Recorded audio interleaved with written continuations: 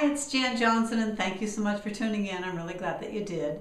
And today what I want to talk to you about is storytelling and why it is so important for your business.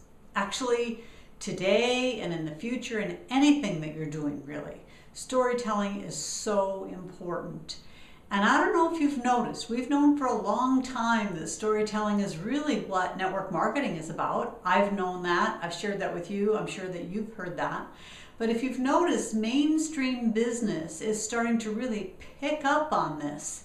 And you see it almost everywhere, where they're basically saying that their idea or their brand is kind of dead on arrival if they don't have a story with it. And since storytelling is my business, I pay particular attention to this. And I will share with you that I think it is something that more and more companies are going to be bringing to the forefront.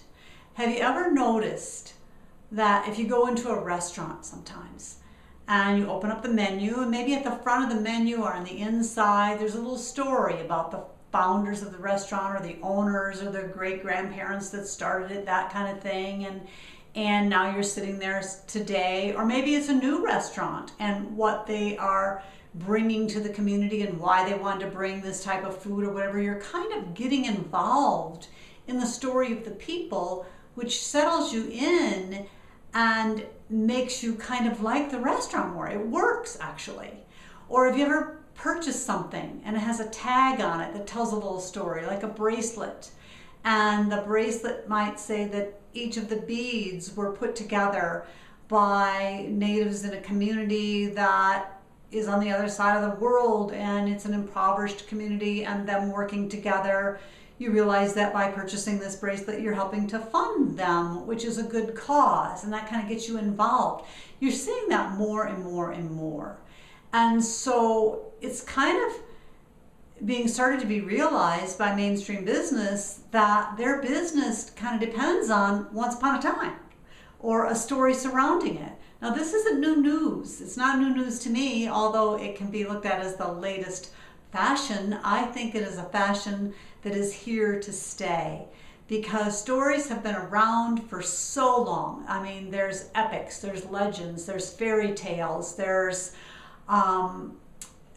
all kinds of versions of stories, those that have morals to them and that kind of thing, that have been around forever. Since before we were writing, stories were being told. And so it's only going to continue to evolve further. And there's psychological studies that have shown that the way we receive information in the form of a story kind of tempers our fear and our emotions. And people just react better than if they're just getting data or PowerPoint slides, for example. So if you ever notice when you're reading just data, you're kind of reading with your dukes up. And actually you're softened when you're reading a story around it. So the point that I'm getting to today in the storytelling video series here that I always do is that you really want to get good at learning how to tell stories in life. And I'm here to help you and guide you along the way. So I hope you keep tuning in. And if you enjoyed this and if it's helped you, please comment and share. Thank you so much.